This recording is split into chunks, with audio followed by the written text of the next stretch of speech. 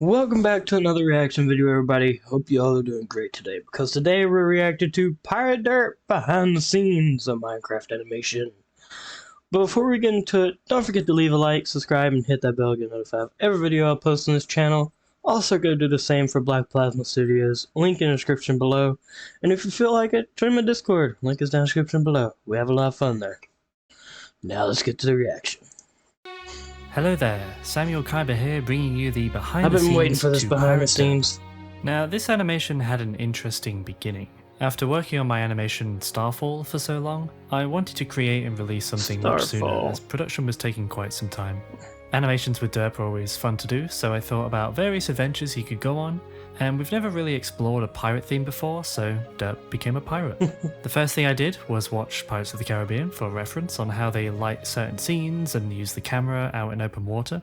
I put together a document in Microsoft Paint with all the pirate ideas, scenes, and characters. A lot of the ideas didn't really make it in, like a volcanic island, some mermaids, and the main one being Derp's derpy crew. The original concept was to have two sets of pirates. One was a really selfish group, and the other was Derp's crew that worked as a team. But the main reason that was cut was due to a previous animation, Zombies, having a very similar story beat.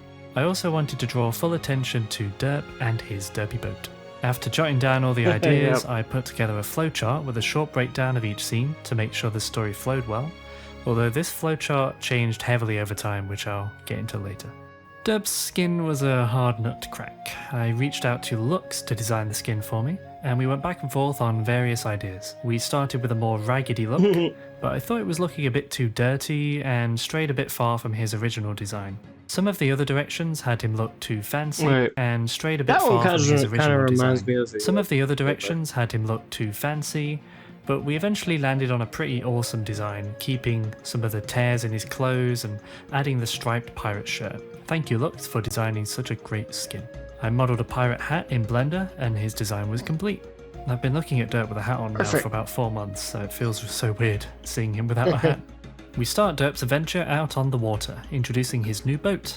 The design was built in Minecraft by a builder named Logs and myself. We had a few variations of the small boat before landing on one we liked. It was tricky because I wanted it to be small, but large enough to fit himself, a cannon, and the other 3 characters by the end. I added the derpy face to the sail material in a program called GIMP, and then I assigned that to the front of the boat in Blender. The builders liked it, so we kept it. It used to be part of the sail in Minecraft, but it looked kinda odd. Oh well, better than the alternative. Oh lord. I modelled several wheel designs until I found one that I liked, and I painted it blue to match his boat. I created the island that we see in the first scene in World Painter to have a more custom island shape when he looks through the spyglass. Now the spyglass was an edited version from the one Thomas used in Save the Village. I cracked the glass by using a Voronoi texture as a bump map while still maintaining transparency and the blue glass.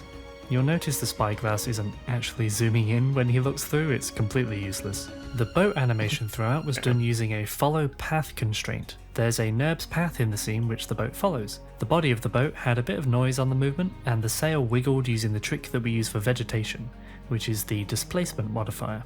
However, I had some issues early on with the displacement causing some tears in the sails, but Mont suggested subdividing it a bunch and that seemed to fix it pretty well, and it made the sails move much more smoothly. Derp then ventures into a tomb to find the first treasure. The map was built by Lootcraft and myself, and we kept things pretty simple. I just wanted a room at the beginning to feature the graveyard of ghosts, followed by a ridiculous trap, and then some switches, and the treasure room. The ghosts were created by mixing a custom ghost skin and the 5 different patron skins. Getting the glow just right while still maintaining the clearly different patron designs was pretty tricky. An old idea was to have Derp's lantern be green, and that was used to reveal the ghosts in the tomb, but it was scrapped because I think I just preferred how it looked using an orange lantern, and it ended up overcomplicating the solution on how to beat them. The sounds of the ghosts were from Epidemic, and they sounded really creepy. This scene was animated by Pixel's animation, with Zillion animating the running sequence. Pixel did a fantastic job giving the ghosts a lot of wispy motion. Wispy? Is that a word? The ghosts move like ghosts, essentially. And he gave the pirates some nice expression too. The crazy running shot was really to show how clumsy Derp can be while still managing to accomplish his goal. He even had his hat fall off at one point. Keeping that lantern in a good spot was quite a challenge because he was going all over the place. Zillion did a wonderful job. The signs were of course a reference to the old don't touch animation that David made. I thought it was funny that whoever designed these puzzles really thought that the signs were enough to deter people. Derp's just like, okay, never mind. I'm going home. The lighting in this scene was so much fun. I've always wanted to try a much darker interior with just a single light source. I had everything super dark and then I gave the lantern a point light with a noise modifier on the emission so that it flickered subtly. I also added a mild green mist to give it a spooky feel. When the torches all came on, I keyframed the mist and compositing to change to a more dustier orange look. The other pirates' introduction was crucial to set them up as people to root against. They waited for Derp to solve everything before stealing the loot at the end of the last second, and even knocked his wee little hat.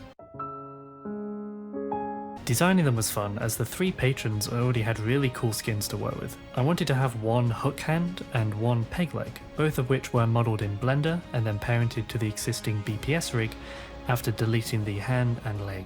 The swords were based on designs from Minecraft Dungeons, and the pistols were inspired by this flintlock pistol design by the user Ruthless Ronald. We're then taken to the port where Derp finds his next treasure map. This was a good opportunity to feature all the emerald and obsidian patrons that we have, as well as a cheeky cameo from Echo Soldier. I created the map pixel by pixel in GIMP and tried to keep it fairly accurate to the different areas that he'll be travelling to, like the pirate cove at the top with the moon and the shipwreck down below. The After final drawing destination, it, I blended it which with is a the hardest tea-stain one. graphic, of course, to create a more authentic looking map, like you see in those pirate movies that are all kind of brown tea-stained. I tried going for the brown, but it was kind of hard to make out the distinct islands, so I kept it more bright and colourful. Some people already picked up on this, but the port used was a modified version of Mahoa Docks. Logs and I built the little shack where the maps were being handed out. I painted the edges of the terrain with sand, and I changed a bunch of textures in Blender so it wasn't too similar. This scene was to establish the upcoming rivalry and the race to the finish line. Derp's head really must hurt after bumping into things so many times. The boat sequence that features the montage was really fun to put together. The opening shot was a nice transitionary one with the dolphin, but it was also a way to foreshadow the dolphin showing up around later to help. We're introduced to the pirate's massive boat in this scene. It was important to really show how tiny Derp's boat was by giving the pirates a huge one. The boat was a modified version of one built by Louis R, link in the description. One thing that proved to be difficult here was the camera. Usually I would parent a camera to the boat so it would move along with it, but there were two boats and shots that didn't need to have it parented, and the speed of the boats changed in every shot. So instead what I did was parent the map to an empty, and then I moved that towards the boats at different speeds in every shot. This just made it easier to move the camera around. One thing I was nervous about doing was the lighting out on open water. There isn't really much terrain to utilise, so it can easily look quite cheap, but I managed to get a subtle mist on the horizon which kind of hid the edge of the map, and with a nice golden morning glow near the sunrise. This sequence was a great way to visualise their competitiveness by having the boats inching forward in every other shot. This scene was helped massively by the music, which was laid out before animating, with the music rising every time one of the teams enacted their tactic. Enacted their tactic. That sounds cool.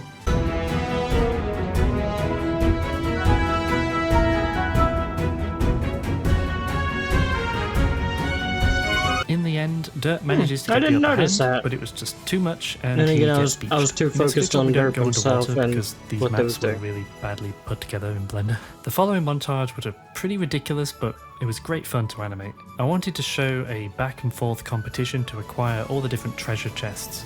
The chests were modelled in Blender. I just built a very simple chest design and then did a second variation that was a bit fancier with the gold trim instead of the silver. Sometimes Derp would win in this sequence, and other times the pirates would. A few ideas were scrapped here, like having the volcano island, a shark scene, and using a palm tree as a hidden trap to fling the pirates back at a certain point. The first bit is the solution to get beached. I modified Derp's boat with some wheels in Blender and used the NURBS path again to have it drive over the island. This was such a nonsensical idea that we thought of while brainstorming, but we were like, you know, we can do that if we want to, so we did.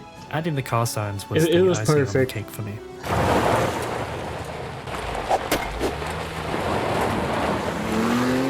It's then followed by a pretty intense attack on a guarded island. For the map, I added a chunk of a fortress to a bay on the Quine Islands. Modelling the cannons went through various iterations before finding one that I liked. I created 3 different cannon firing loops to use across the animation as well. This just made it easier to have so many cannons firing without having to animate every single one. The effect of it firing was made up of 3 different components. The first was an emissive piece of geometry, which was scaled up to create the blast. The second was a set of fiery particles to add that little bit of extra detail.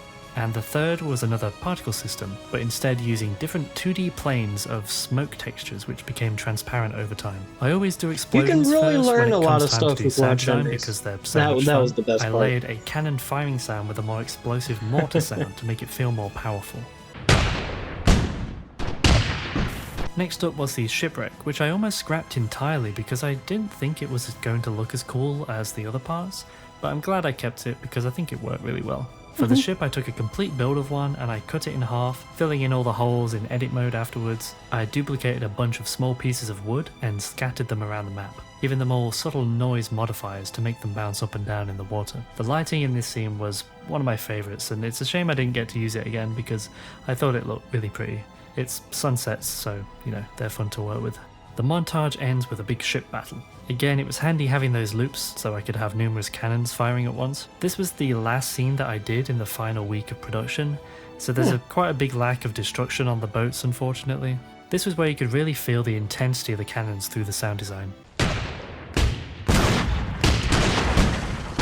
Doing the lighting was tricky because everything was obstructed by 2 sets of sails on either boat, so I added some additional point lights on the lanterns that were sitting right next to Derp. One thing you may have noticed during this sequence was the transparency in the water. A lot of shots struggle to show it properly, but as you look closer to the shoreline, the water gets more transparent and has a greener look to it. This was done through texture painting. For every map that I used, I created a unique texture in the shape of the corresponding island. I then used the black and white data to change both the colour and the transparency of the water, so areas closer to white would be greener and more transparent, and vice versa. A lot of reference for the water was taken from Genshin Impact. The montage ends showing the route on the map heading towards the final destination. I made a separate version of the map with the red line drawn on, and used a mask in Sony Vegas to slowly reveal the line. Oh dear. After the montage, we end up at the final island. The opening shot shows the moon to hint at it being useful later. This map was created by Gigarak and can be found via the link in the description. The area where the scene takes place went through a huge redesign which was done by Ellie, Luke, Logs and Frog. The area had a big hole in the ceiling, so we started by filling that in, but we left 3 holes for the moonlight to come through. We then built the inclines on either side with the ridge line at the back. Luke and Ellie created 3 corroded and destroyed tower designs, each with different heights, and I think we all chipped in to design the moon symbol, which ended up on the floor. We spruced it up with some vegetation and hints of an old stone stairway up the sides. We really wanted it to feel overgrown and mossy. The builders really did a fantastic job on this set, and this wouldn't have been possible without them. After a pretty upbeat, intense montage, I wanted to slow things down and create a bit of tension to really build up to this final island. I let shots linger for much longer, leaning more on ambience and sounds. I love using pads and synths in the darker scenes, especially when the pirates show up in the last few frames of that shot. I don't know why I added this top-down shot because I'm terrified of the deep ocean. It took me about 30 minutes to even jump in the water in Subnautica.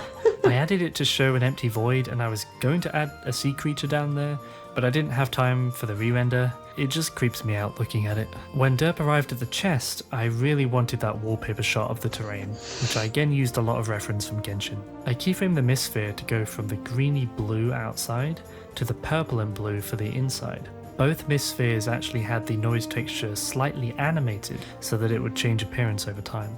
I modified all the flowers in the cave to emit light, because who doesn't love bioluminescence? I had blue light on the ridges and orange light in the center to create a nice contrast between the 2 fights, and to help add a more defined shape to the set. I ended up having over 25 point lights in the scene, which caused a ton of lag, and sometimes the orange light made the dirt look too red, so I decreased saturation on both the dirt and the clay. Lighting in general was very awkward, but it was extremely fun to do. Every shot and it had turned the out lights very and good in mist the end. keyframe to make sure everything was always well lit. The characters also had a spotlight in front of them at all times, which was also keyframed in every shot. When the pirates showed up, they were expecting to just steal the loot again like they did earlier, but this time there was a threat lurking in the cave. Initially, the skeletons weren't even going to feature in the animation at all. Instead, the final scene was going to have more of an environmental threat, going up against difficult terrain or having dangerous weather, but that idea never really solidified.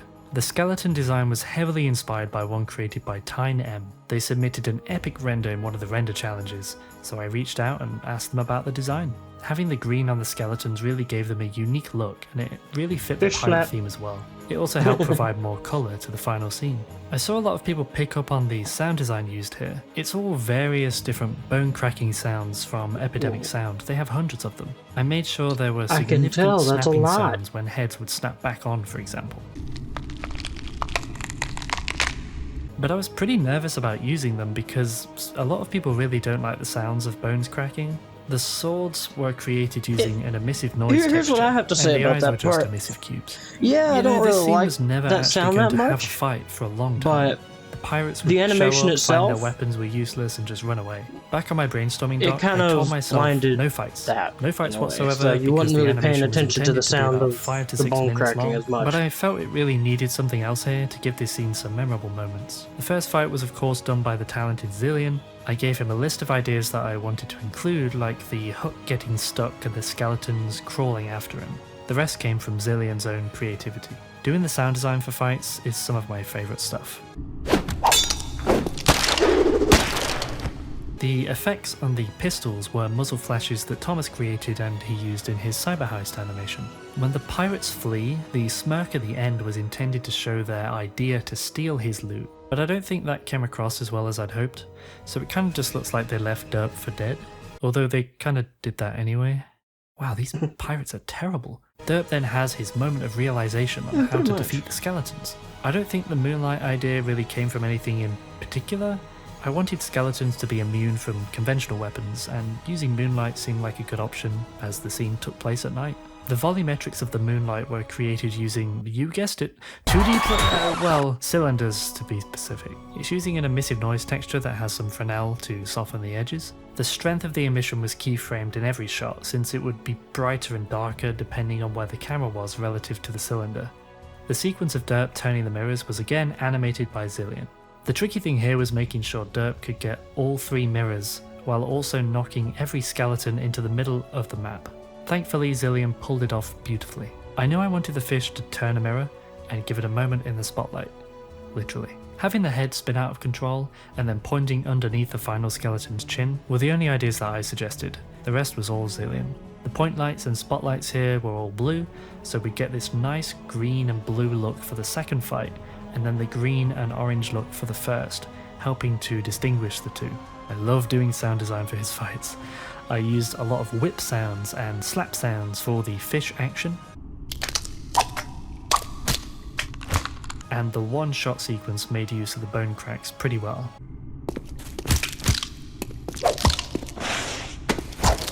I modelled the mirrors in Blender and just used an emissive material for the face, while sticking to the same material palette that the map has for the rest of the model. When positioning the mirrors, I tried my best to make sure that they couldn't just point straight down into the middle by placing stone blocks in the way on both the first and second towers, leaving only the third with the right visibility. The effects on the floor were created using 2D planes, with a similar material to the moonlight volumetrics, only this one was brighter and the noise was much more animated. Overall, I thought that scene turned out really well, and it's some of my favourite lighting to date. But he did it. Derp managed to solve the puzzle, he won the treasure, until he's ambushed on his boat. I cut out quite a few shots here, including one of the pirate boat, mainly to reduce runtime, but also to not make it super obvious that the pirates were out there waiting for him.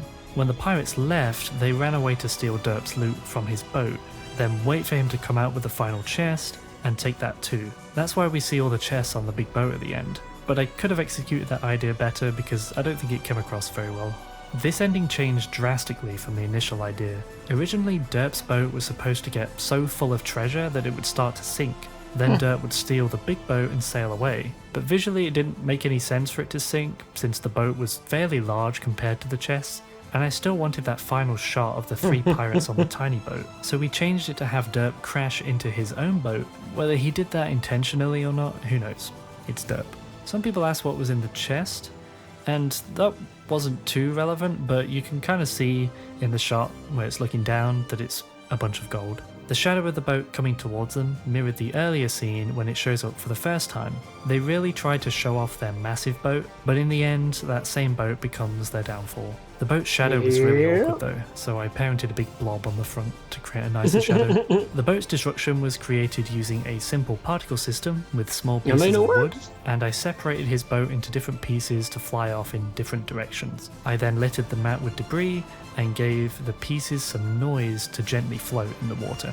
Derp then sails away with all the loot and his trusty fish to a sunrise that visually doesn't make any sense, but it looks kind of pretty, so I kept it. One thing I found especially hard were all the water sounds. Thankfully, Epidemic had a lot of ocean ambience, which I layered several times, but adding sounds when the boat sped up or sailed close to the camera took a long time to put together. The Vegas project for this one turned out to be huge because I split all the sound effects into 3 groups. The red tracks had no reverb, the blue tracks had a slight reverb, which were all used in the tune, and the yellow tracks all had a more cavernous reverb, which was used in the cave. You can hear the reverb quite well without the music.